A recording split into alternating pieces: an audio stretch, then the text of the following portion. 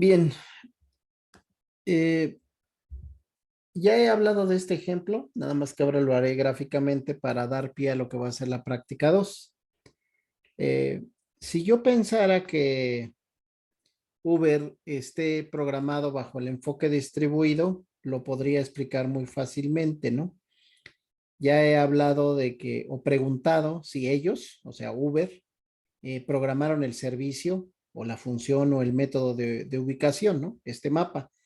¿Quién lo provee este mapa, ¿no? Cuando yo utilizo la app de Uber, ¿quién lo provee? Pues el proveedor de mapas, ¿no? O sea, un servicio. Cuando yo necesito poner un mapa en algún sitio web, en una aplicación móvil, eh, voy a necesitar o voy a pedir un proveedor de mapas, un servicio de mapas.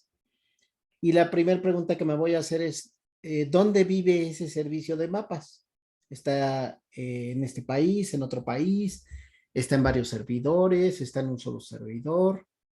Eh, Puedo preguntar también quién lo programó, ¿no? ¿Sí? Si pertenece a Google, si hay, como aquí en este caso, que les puse Wikimapia, Bing Maps, All Maps Online, OpenStreetMap, todas estas proveedores de servicios, proveedores de mapas, servicios de mapas, fueron quienes los programaron. Por supuesto está Waze, ¿no? También. Y la siguiente pregunta que me haría es, ¿esto es parte de mi sistema Uber? O sea, si yo fuese Uber, si yo fuera Uber, ¿esto es parte de mi sistema? Y bueno, pues obviamente la respuesta será que no, ¿verdad? Que alguien más lo programó y yo simplemente lo voy a usar. La pregunta que sigue es, bueno, ¿y ahora cómo lo mando llamar? Vamos a continuar, ¿no? Ahorita damos respuesta a cómo lo mando llamar ya vía código, ¿no? Entonces, este servicio, que es una función, un método, un procedimiento, pues no vive en Uber, ni lo programó la gente de Uber. Y la pregunta aquí para esta materia es, entonces, ¿esto es un software distribuido? Así como lo estoy presentando, sí presenta características distribuidas. ¿Por qué? Porque las funciones pueden vivir en otro lado, tengo que mandarlas llamar. El software de Uber sigue siendo Uber, o sea, no se llama Uber más Google Maps más facturación, no, no se llama así.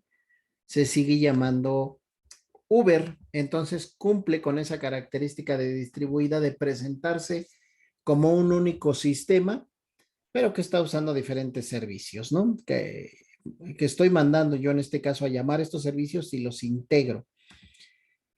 ¿Qué pasa con el servicio de pago, no? De igual forma puedo preguntar, ¿la gente de Uber lo programó? ¿Sí? Una parte sí, ¿eh? Porque tampoco vamos a decir que esto es magia y simplemente traigo el código de otros y lo integro. Sí hay obviamente secciones de código que son programadas por la gente de Uber, pero no estamos diciendo que todo el código y la funcionalidad fue hecha por la gente de Uber, ¿no? Por ejemplo, aquí, ¿no? Este servicio, ¿dónde vive, no? El servicio de pago que he puesto aquí, eh, ¿dónde vive? No sé, no podemos dar respuesta a eso. Sabemos que lo provee Visa o Mastercard o Carnet o el Banco del Bienestar o quien sea, pero no podemos dar respuesta puntual a decir, no, pues vive en la computadora fulana o en la red fulana o en el país sutano. No podemos dar respuesta a eso. Sin embargo, pues esa es una característica que lo está convirtiendo en distribuido. El código no vive en una sola computadora, está muy claro que vive en diferentes equipos, en diferentes sistemas, pero que aquí es utilizado para integrarse como un único sistema, ¿no? Entonces, ¿quién lo programa? ¿Quién lo utiliza? ¿Está distribuido? ¿Sí? Sí está distribuido, al menos en las características esenciales, ¿no? La vez pasada que me preguntaba, creo que Angélica, que si el SAES puedo considerarlo distribuido o los servicios de ubicación de la banca son distribuidas. eh, en sentido estricto dijimos que tiene que cumplir los 12 atributos, ¿no? Pero en el sentido, digamos, ya comercial, en el sentido práctico, si nosotros observamos que tiene una arquitectura de servicios, que tiene transparencia, que permite utilizar código que está ubicado en otros lugares, pues con esas características podríamos decir que está ya distribuido. ¿Sí? Seguimos. Entonces, con esto nos hemos percatado que Uber utiliza muchos servicios. Seguimos preguntando, ¿está distribuido? Aquí tengo la app de Uber, tengo un servicio de ubicación, tengo un servicio de cobro, tengo un servicio de facturación. Entonces, todo esto es Uber, ¿verdad? Aquí yo lo veo como uno, dos, tres, cuatro elementos, cuatro módulos, pero cuando yo lo veo como usuario o como lo presento aquí, pues digo, nada más es una sola cosa, ¿no? No son cuatro, uno, dos, tres, cuatro, no, es uno nada más. Cumple con el atributo de transparencia, ¿sí? Vamos a continuar, pero antes de seguir, le preguntaré a Santiago Galván si está quedando claro hasta aquí. Sí, profe, todo claro. Gracias. Ahora, el software vive en diferentes equipos que están en diferentes redes, ¿no? Yo ahorita estoy suponiendo que aquí hay una red 1, red 2, red 3, entre estos servicios y la app como tal de Uber, ¿sí? Donde se conectan a estas diferentes redes para integrar todos estos servicios y yo verlos reflejados aquí. Se está cumpliendo el principio de distribuido, ¿no? No solo está en red, sino que también está distribuido porque el software con el que opera Uber opera aquí, pero también está operando aquí, está operando aquí y está operando aquí. ¿Sí?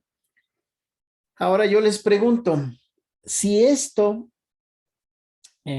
lo programáramos utilizando solo los sockets, lo primero que hemos visto en esta práctica 1, ¿qué pasaría? Vamos a pensar en lo siguiente que he puesto aquí, ¿no? Aquí tengo el socket A, el socket B y el socket C. Cada uno de estos programas, o sea, de este software, se ejecuta por sí mismo, es decir, yo puedo tener en ejecución únicamente el servicio de ubicación o el servicio de cobro o el servicio de facturación o la misma app de Uber. ¿Por qué hago esta pregunta? Supongan ustedes que el servicio de ubicación está en otro país o en otro estado, no nos vayamos tan lejos, y en ese momento la red 1 se cae, no está disponible. ¿Significa que la app de Uber dejaría de operar? ¿Quién quiere responder? Si me dicen, por favor, ¿dejaría de operar si me quedo sin el servicio de ubicación?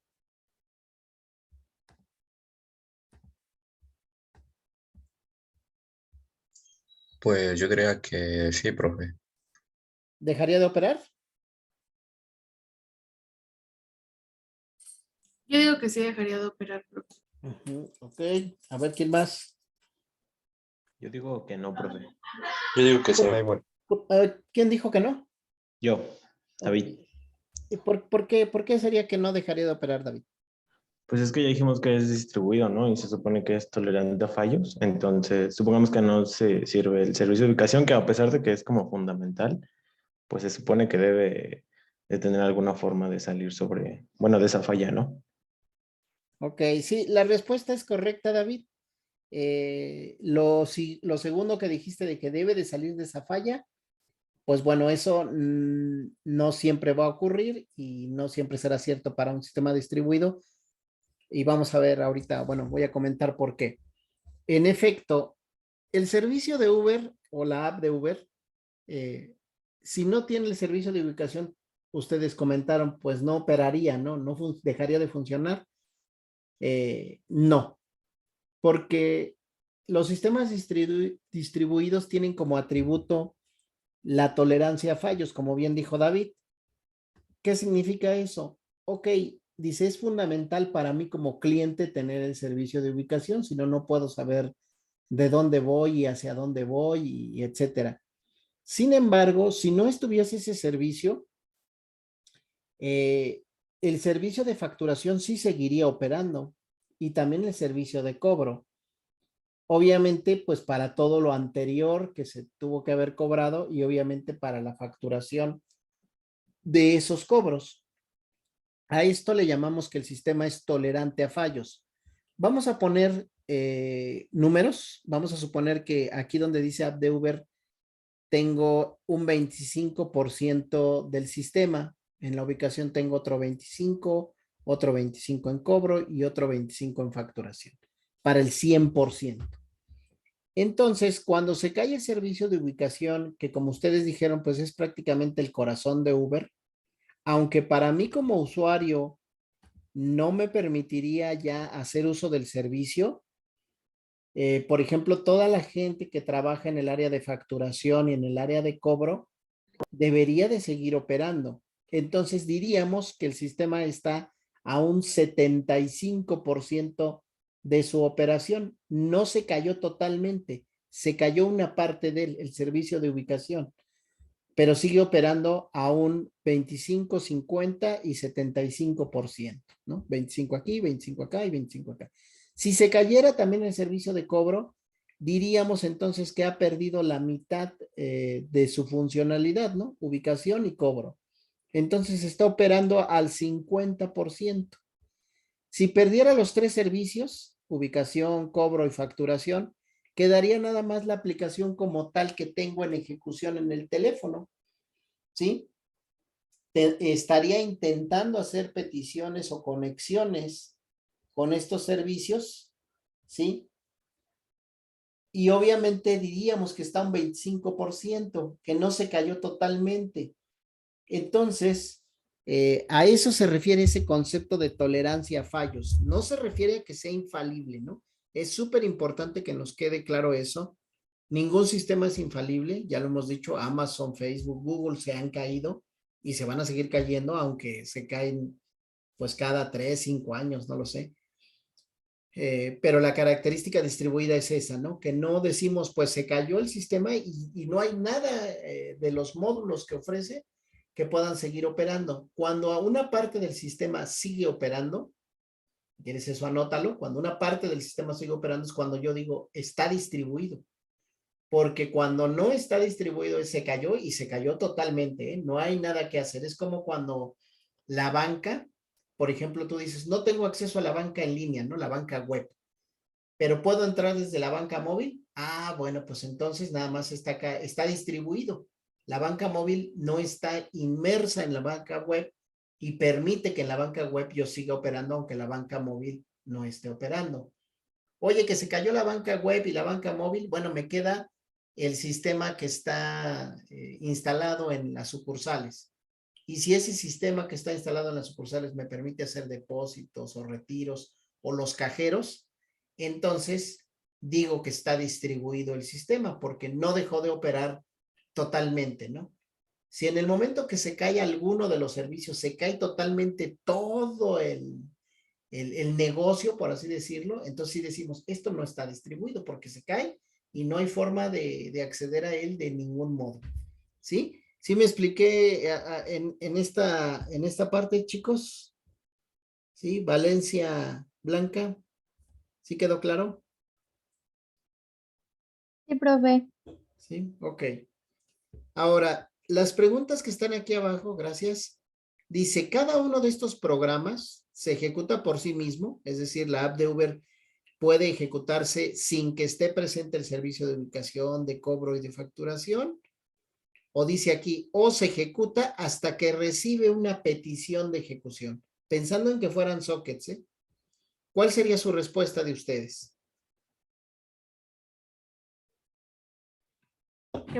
Que sería cuando reciba una petición de ejecución. Así es, hasta que recibe una petición de ejecución sería cuando arrancaría, ¿no? El servicio de ubicación, de cobro, de facturación. Pensamos ahorita hipotéticamente que así podría ser, ¿no? Sí, así como lo estoy planteando. Entonces, sí podría funcionar utilizando solo sockets, pero vendrían problemas adicionales. ¿Qué problemas adicionales? Los que ustedes ya vieron en su práctica 1. Algunos de ellos, no sé si fue en este grupo, que por ejemplo, ejecuto el programa servidor y luego el cliente, ¿no? Y desde el cliente envío, no sé, 2 o 3 mensajes y no se ven reflejados. Espero un momento o lo cierro y de repente aparecen todos los mensajes ahí apilados, ¿no? O sea, hace un volcado de esos mensajes. O de repente se congela, o no sé, alguien que quiera comentar algún problema que tuvo en la práctica 1 cuando la ejecutó, o que se quedó ese problema ahí, o a todos les funcionó al 100%. Yo también, yo tuve ese problema, profe, de que primero enviábamos los mensajes y se quedaba como el programa del cliente en stand-by, hasta que cerrábamos, se aparecían todos los mensajes, pero lo logramos resolver y ya cuando lo habíamos logrado resolver, enviabas el mensaje, pero ella ni siquiera lo recibía, como que se quedaba perdido por ahí el dato, como que no se terminaba de conectar bien. Ok, Pau, muchas gracias por el comentario. Sí, en efecto, esos son problemas típicos de las comunicaciones en sockets, o sea, no son del todo confiables. Si yo no domino el lenguaje de programación, en el sentido de que conozco la mayoría de los métodos para trabajar con flujos de datos, puede ser que tenga este tipo de errores porque tengo que limpiar buffers, porque tengo que cerrar conexiones antes de cierto tiempo, porque debo de dar un delay, un retardo en las comunicaciones, en fin, muchos detalles que si los hacemos con sockets en definitiva, como no están bien pulidos, otro problema que tienen los sockets es que monopolizan el puerto. Es decir, si tú tienes un programa corriendo en el puerto 5000 y lo dejas allí, ¿no? Dejas corriendo tu programa y de repente como decimos popularmente, lo truenas, es decir, le das clic en el tachecito o lo cierras abruptamente, violentamente, por así decirlo. No que el programa termina su ejecución porque tú le diste un enter, porque le dijiste cerrar, porque le dijiste adiós. No, sino que tú fuiste al administrador de tareas y lo cerraste. Eso es que terminó de manera abrupta, ¿no? Así le llamamos. Terminó de manera abrupta o el usuario, decimos, tronó al programa, ¿no?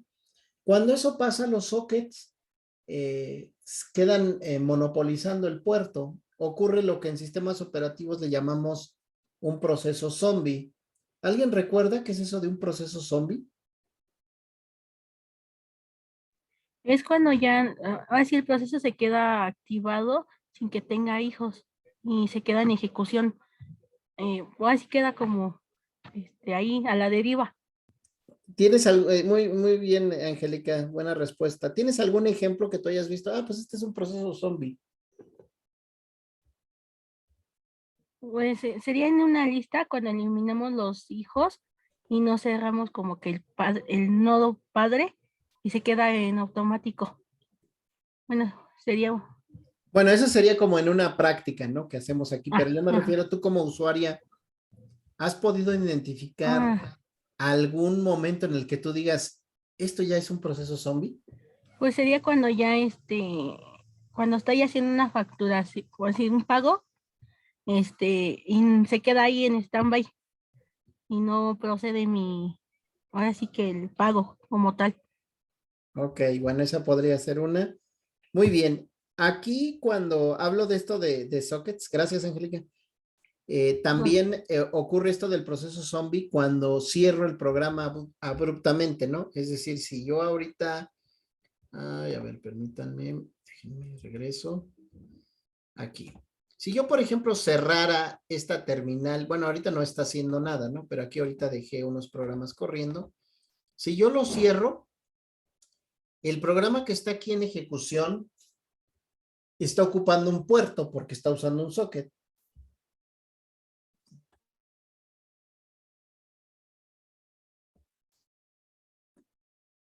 ¿Ya me escuchan ahí?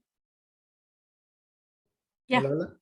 Sí, pero Así es que como que se fue tantito el audio. Les decía que este programa que tengo aquí en ejecución en la terminal está ocupando un puerto.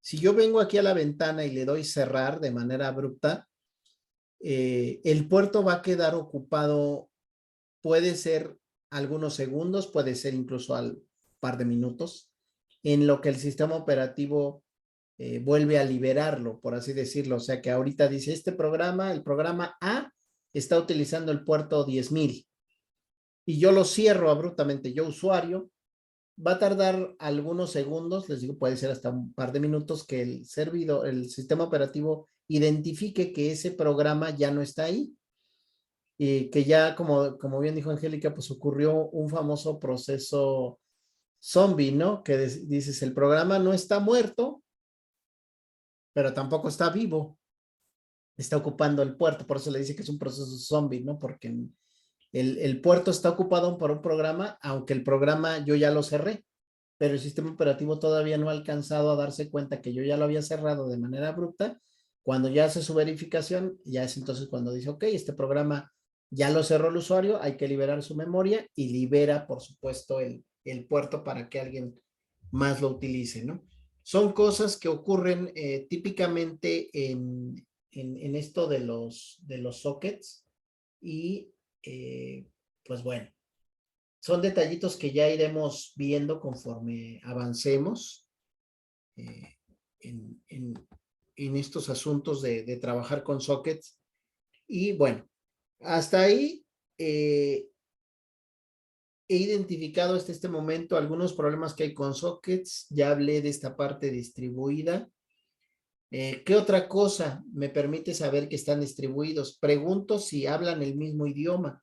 Si este servicio de ubicación, por ejemplo, está en Windows, está en Unix, está en Linux, ¿en dónde están, no? Si están en diferentes plataformas, ¿no? Otra más que ya viene a ser lo que quiero que ustedes visualicen y que va a ser lo que vamos a ver, ya comenzar a ver en práctica 2.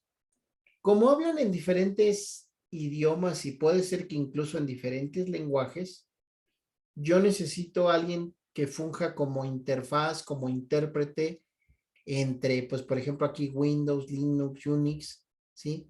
Y para eso voy a utilizar o voy a agregar código o herramientas que ya lo presenté la vez pasada, que se llaman stops y skeletons.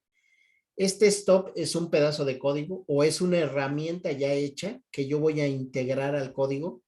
¿Sí? Cuando digo que es una herramienta ya hecha, no quiere decir que es un programa ejecutable, sino que me refiero que es, por ejemplo, una biblioteca de archivos Java o una biblioteca de archivos C o un paquete de código de Python que yo lo descargo de la red o yo lo programé en algún otro momento y simplemente vengo y como si fuera una pieza de Lego, lo encajo aquí dentro de mi código, de mi proyecto y del otro lado, en el cliente siempre se va a llamar, siempre se va a llamar stop y en los servidores se va a llamar skeleton. Pero al final del día el stop y el skeleton son lo mismo, son pedazos de código que yo voy a agregar ya sea en el servidor o ya sea en el cliente, ¿no? Pedazos de código, ¿sí? Entonces, ¿por qué se llaman stop y skeleton? Para diferenciarlos. El stop vive en el cliente siempre, el skeleton vive en el servidor. ¿Sí? Seguimos. ¿Qué pasa entonces ahora, como les decía, si lo hago distribuido? Esto que les acabo de mostrar aquí gráficamente, vamos a verlo en código. Aquí puse un hipotético ejemplo donde tengo un código que dice un método usuario viaja, ¿no? Y aquí dice, pues viaja de Upita al aeropuerto. Aquí le pongo facturar, le pongo un número. Aquí está nuevamente el método, ¿no? Usuario viaja, donde ya aquí están los parámetros que dice origen, destino. Aquí estoy poniendo un proceso de mapa. Y aquí en facturar, el ID de pedido y el proceso de facturación, ¿no?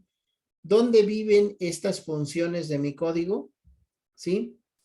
Bueno, puede ser de la siguiente manera. Yo puedo tener nada más aquí en el cliente, ¿sí? Aquí recuerden que aquí estaba Uber. Entonces tengo el main, tengo la función usuario viaja y la función facturar. Aquí están los otros servicios. Mi código, ¿cómo sabría dónde buscar el software que hace lo que yo requiero? O sea, ¿dónde está el método usuario viaja o dónde está el método facturar, ¿no?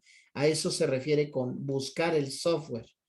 Pues bueno, tengo que agregarle ese código para que él sepa que usuario viaja está aquí, ¿no? Ah, aquí está el método, el código de usuario viaja está aquí adentro, el código de facturar está aquí adentro. Entonces, pues tengo que agregar estos stop y estos skeleton, ¿sí? Que falta que conozcamos, ¿no? Ese código del skeleton, esa parte de programarlo, y para que vayan teniendo más idea, cuando pasamos del enfoque distribuido de stop a skeleton, aparece esto de las APIs. Recuerdan que la vez pasada yo les había puesto en la pantalla esa API de BBVA, donde ellos te dicen, ok, pues si tú quieres hacer pagos con tarjeta o agregar funcionalidades bancarias a tu sitio, pues lo puedes hacer a través de nuestras APIs. Alguien que me recuerde algunas características que dijimos que tienen las APIs. Andrea.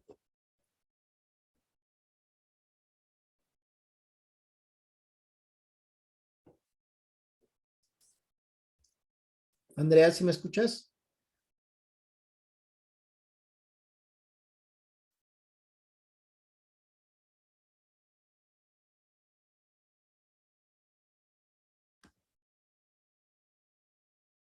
Hay tres Andreas, perdón. Bueno, me estaba refiriendo a Andrea Gutiérrez.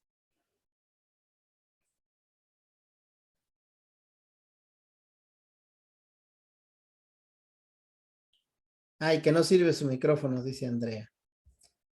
Bueno, pero alguna característica que quiera escribir para que participes.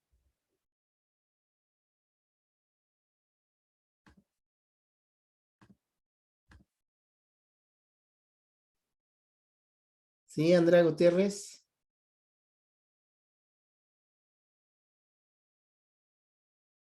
Que el usuario llegue a su destino.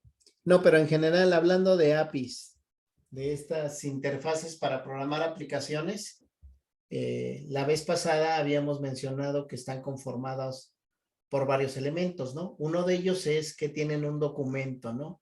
Una especificación que describe cómo usarlas. ¿Qué otra cosa? ¿Alguien recuerda?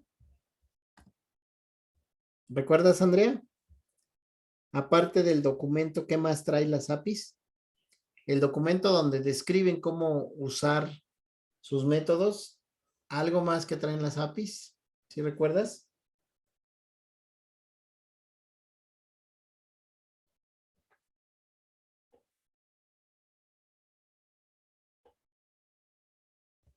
Ok, dice Andrea que no. Bueno, es muy simple.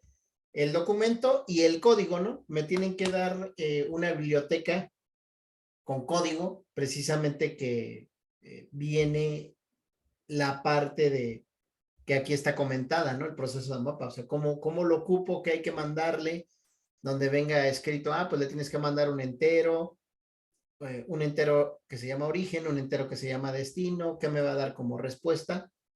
No es nada más que yo en mi código ponga, pues hay que poner aquí, usuario viaja, ¿no? Y ya va a correr el programa, no.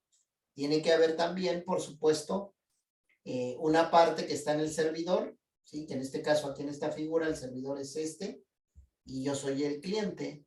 Entonces, yo pongo una parte del código y el servidor tiene que poner otra parte del código para que se comuniquen, como lo hago con un socket. Tengo que saber, así como en los sockets tengo que saber el puerto, tengo que saber en qué orden le mando los parámetros, aquí va a pasar exactamente lo mismo, ¿no? Entonces, seguimos, a ver, ¿dónde es real esto? Bueno, pues ya habíamos mencionado esta parte de las APIs bancarias y voy a aprovechar para presentarles este otro sitio que se llama GeoNames, ¿sí? Para ver algunos ejemplitos de... a ver, ahí va. Este es, por si lo quieren luego explorar, está ahí en el chat. Este sitio lo que hace es buscar, por ejemplo, alguna palabra. Por ejemplo, aquí pongo Zaragoza. Y pues, como ustedes se podrán dar cuenta, aparece en qué países se utilizan estos nombres, ¿no? Por ejemplo, aquí vemos que aparece Puebla, a este otro de España, pero de México aparecen bastantes, ¿no? Y eso que no estamos hablando de las calles, ¿no? Porque si no también seguramente aparecerían muchas, ¿no? Pero miren, sí hay muchas, muchas de México. Ahora, estoy viendo esto como ser humano. Me presenta esto como un desplegado de resultados. Yo como ser humano lo observo, lo reviso y digo, pues está muy bien, pero ahora quiero visitarlo ya no como ser humano, quiero usarlo como web service. Es decir, quiero mandarlo llamar con código hecho por mí. Entonces, si ven aquí en esta sección, aquí en la parte superior dice web service, entonces le doy clic ahí y ustedes verán que aquí viene una serie de web services, ¿sí? Aquí. Vamos a ver qué es lo que dice, ¿no? Aquí el overview. Y por ejemplo, ustedes aquí, este sitio me gusta mucho para explicar esta parte, porque aquí te dice, ok, mira, el servicio, este es el nombre que tiene, el nombre del método, pues. Y además te dice, ¿en qué formato quieres que te dé la respuesta? En XML, en JSON, en RDF, en CSV, en TXT, en RSS, ¿no? Entonces, por ejemplo, voy a decirle que me dé, por ejemplo, este que dice el clima, ¿no? ¿Sí? Y aquí ya me dice, mira, es un servicio web de tipo REST.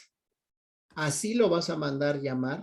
Aquí está, de hecho aquí se repite, mira si ves, GeoNames, Weather JSON. Este Weather JSON es el nombre del método y luego vienen los parámetros, ¿sí? Te dice el norte, sur, bueno, todos los parámetros que pide y username demo, ¿no? Aquí te los está marcando y te dice qué son. Son las coordenadas de un cuadro que dibujamos en el mapa y te dice que va a regresar el nombre de una función de JavaScript, ¿sí? Y te va a dar como resultado un máximo de 10 renglones, ¿sí? Aquí te dice que regresa una lista de estaciones de clima con las principales observaciones del clima. Para que quede más claro esta parte que estoy mencionando, este que está aquí, es el nombre del servicio, el nombre del método, el nombre de la función. Tú lo puedes ver incluso en Google, ¿no? Cuando yo pongo aquí, por ejemplo, telemática, ¿sí? Voy a copiar aquí la barra de direcciones, ¿sí? Y voy a pegarlo aquí. Creo que en esta no me sirve mucho. Vamos a ver si en esta otra. Ahora sí. ¿Ven cómo copié? Este fue el google.com. Este es el sitio web, ¿no? Y luego si ven aquí, ¿qué sigue? ¿Qué es esto? Este es un servicio web. Es el nombre de la función. Es como lo que mostré aquí, que yo dije, ¿cómo se llama la función? Pues la función se llama usuario viaje, ¿sí? Y aquí, ¿cómo se llama la función? Se llama search, ¿no? Y aquí dice query. El primer parámetro es query y es la palabra telemática. Y luego en Open Query viene esta otra cadena para que tú te des cuenta que toda esta codificación que él hace, como es bien conocido, pues manda alrededor de 52 variables, le dice qué navegador estamos usando, por supuesto la codificación que vamos a usar, pero lo más interesante es esto de aquí, ¿no? Allí va codificada mucha información nuestra cuando hacemos una búsqueda.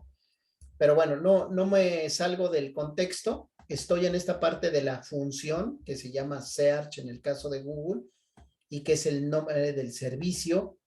Y estoy acá de este lado platicándote que, ok, este es el nombre del dominio API GeoNames. Tiene una función que se llama WeatherJSON y este es un ejemplo de cómo usarlo. Esto es una API, ¿verdad? Te da un documento donde te explica cómo se usa, incluso viene hasta un ejemplo. Y Yo aquí le voy a dar ahorita clic, me va a mandar un error porque el username no debe de ser demo, ¿sí? Aquí ya me dice, mire, ok, bla, bla, bla, no utilices demo account for your application. Entonces voy a cambiarle y le voy a poner aquí, por ejemplo, Félix, ¿no? En lugar de demo. Y listo. Ya me regresó un conjunto de resultados, ¿sí? Que obviamente para mí como ser humano, pues es complicado de leer, ¿no? ¿Sí? Vamos a regresarnos aquí, ¿sí?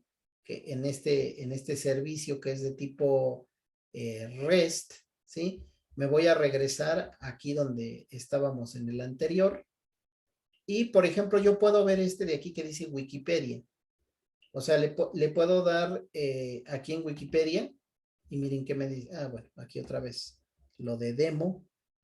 Tengo que ponerle aquí que es Félix. Y aquí ya me dice, ¿no?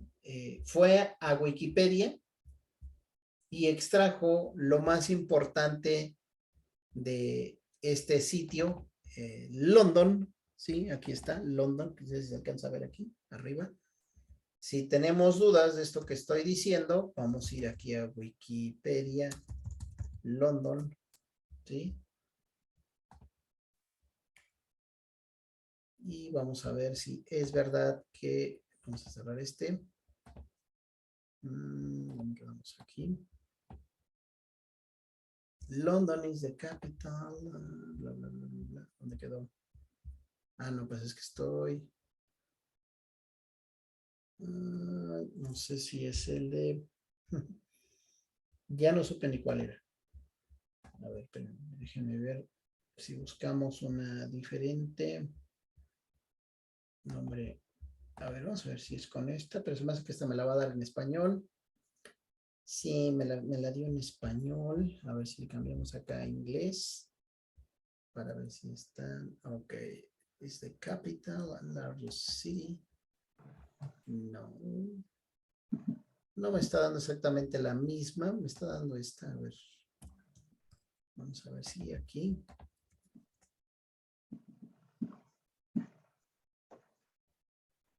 En alguna parte toma esta. Populous. No me aparece exactamente cuál es.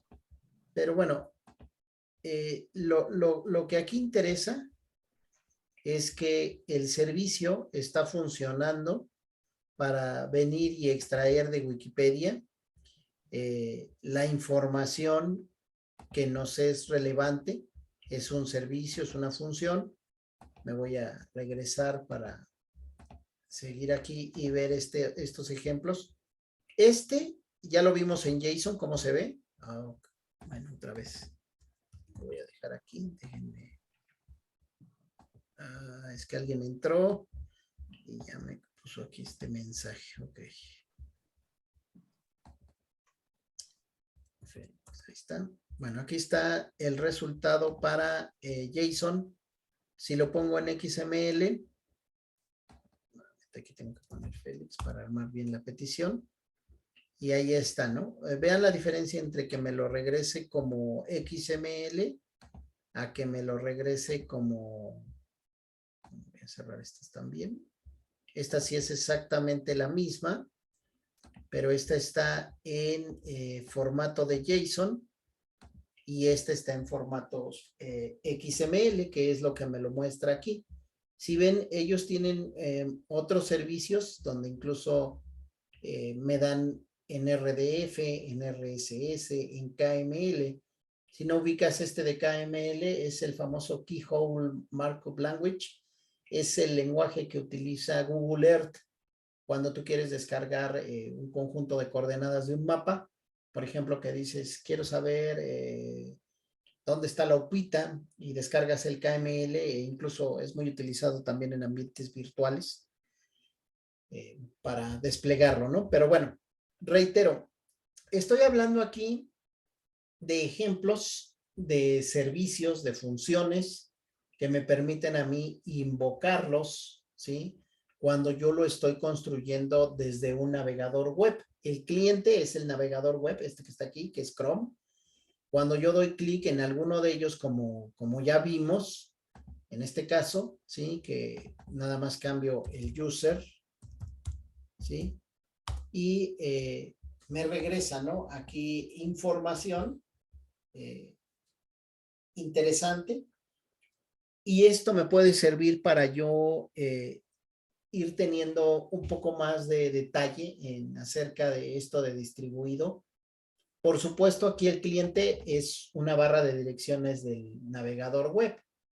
Yo también voy a tener que ver ejemplos con ustedes donde esta cadena que estamos viendo aquí, como estas que vienen ya armadas aquí en estos ejemplos, que te dicen, ok, mira, el web service es XML, así lo mandas llamar, este es el nombre del método, estos son los parámetros, que aquí viene, ¿no? Wikipedia Search, viene Query, London, ¿no? Máximo número de filas 10 y el username. Esto lo voy a tener yo también que construir en código para que yo no tenga que utilizar un programa ya hecho como Chrome, sino que yo haga mi propio código y desde ahí vea cómo mando llamar a un servicio que yo no construí, que yo no programé y me contesta, ¿no? Por supuesto, Wikipedia tiene su API.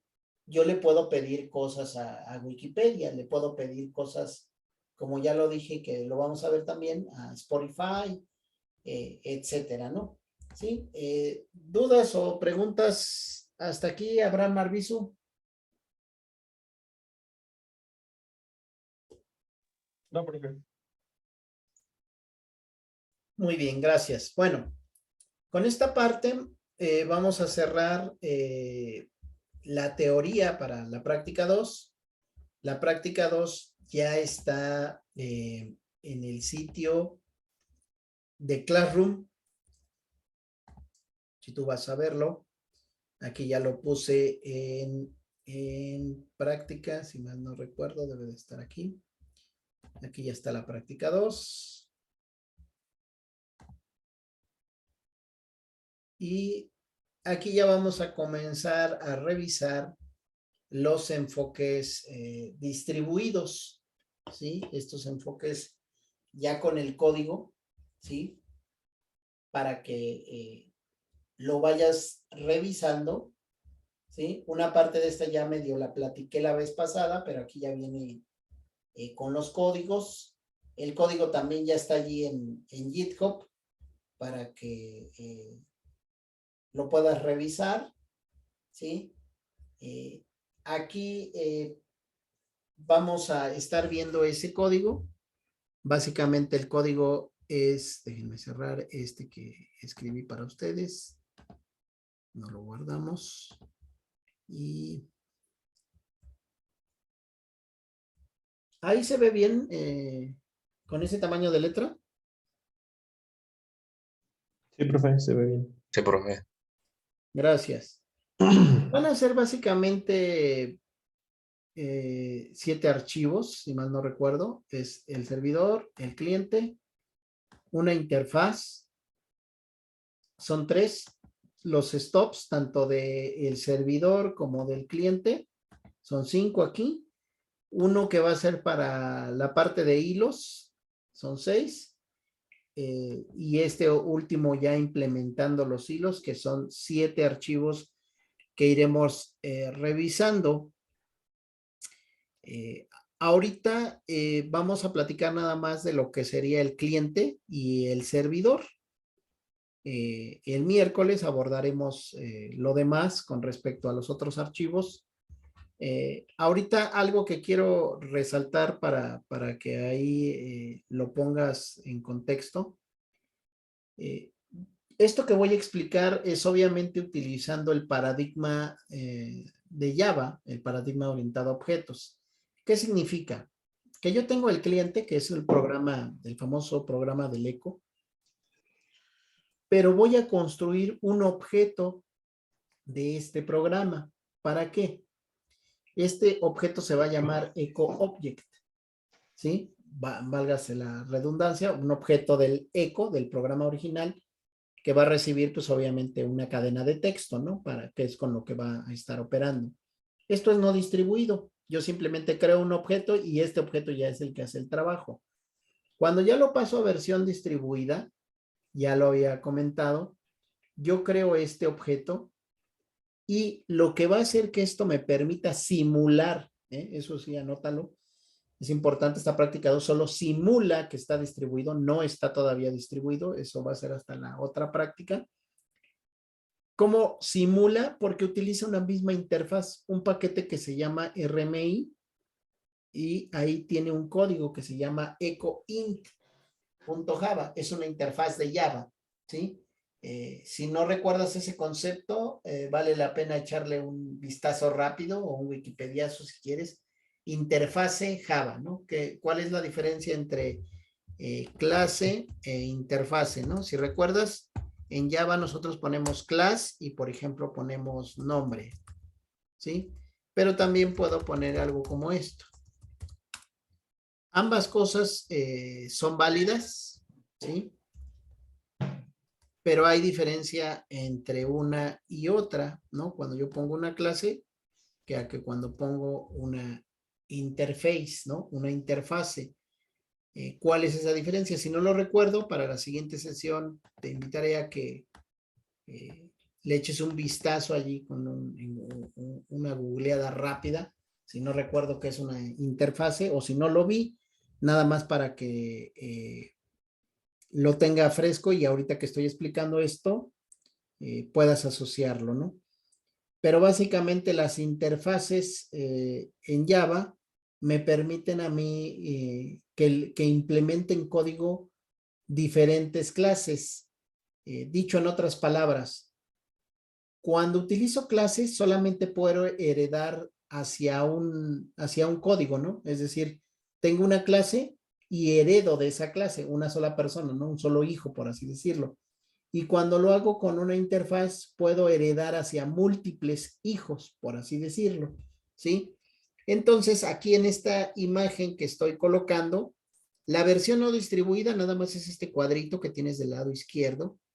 Y cuando se hace versión distribuida simulada, cuando pongo acá el servidor, que si ves, aquí dice echo stop, aquí para que tuviera sentido tendría que llamarse echo skeleton object, ¿sí? Pero es lo mismo, si ves que aquí dice echo string, aquí también hay un echo string, acá hay un echo server.java, acá tendría que ser echo client.java, pero son objetos del código original. ¿Cómo es que comparten recursos o se pueden ver aunque no vivan en la misma computadora? Porque van a utilizar una interfaz que los va a estar conectando, que es esta que se llama ecoint.java. Por eso aquí le puse arquitectura basada en un enfoque distribuido, ¿no? Para no perdernos, es lo que dije aquí en la presentación, que va a haber un stop y va a haber un skeleton. Aquí lo que estoy diciendo es que el skeleton y el stop van a estar comunicándose a través de esta interfase. ¿Por qué se hace así? Porque Java utiliza ese mecanismo de interfase para que simulemos esa parte distribuida. Cuando ya lleguemos a RPC, que es lo real, allí sí ya utilizaremos la versión distribuida real. Necesito hacerlo o llevarlos en esta secuencia de pasos para que no entremos de golpe a RPC y nos perdamos ahí en el código.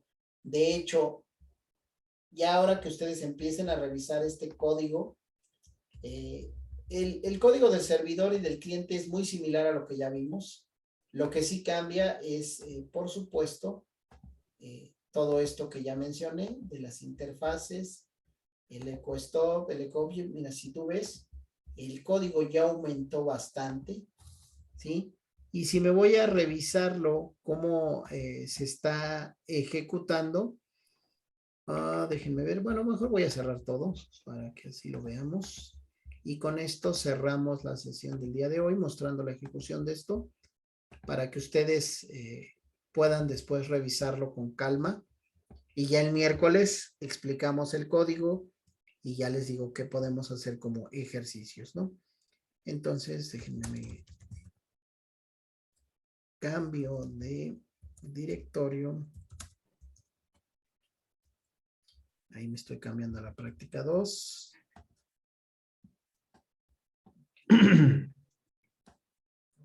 Aquí.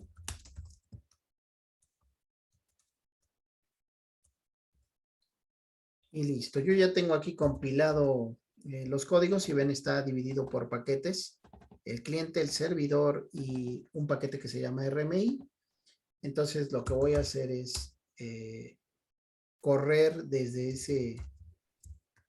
este paquete server el archivo que se llama eco server. Y ahora ya me dice, ¿no? Eco server está escuchando en el puerto 1007. Ahora voy a hacer de este lado algo similar, pero desde el client, y le voy a decir eco client localhost y el puerto 1007, ¿no? No encontró que eco client. A ver, déjenme revisar si se llama así. A lo mejor no se llama así, ¿verdad? Se llama eco nada más.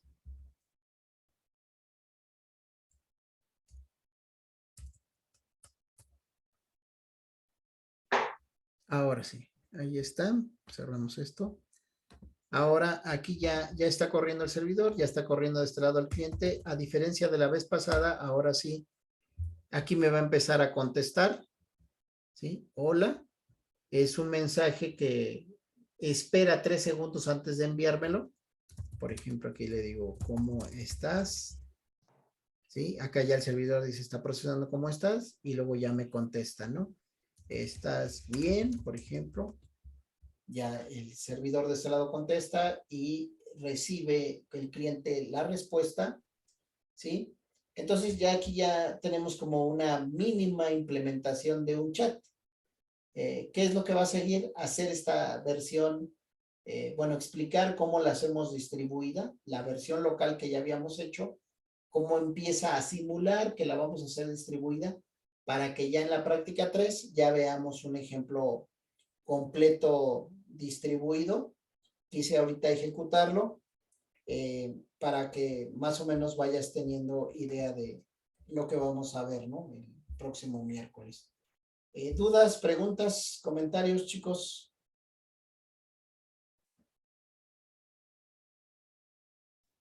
No, profe, creo que no. No, profe. ¿No? De momento no, profe. Bueno, pues para la sesión de hoy aquí cerraríamos. El miércoles voy a explicar el código completo. Sugeriría que le vayas dando un vistazo para que no nos perdamos y luego posteriormente puedas hacer los ejercicios que les voy a encargar, ¿no? Por favor. Entonces, si no hay más dudas o preguntas o comentarios, les deseo buena tarde y nos vemos el próximo miércoles. Muchas gracias, chicos. Gracias, profe. Gracias a ustedes. Hasta luego, profe. Hasta luego. Gracias, profe.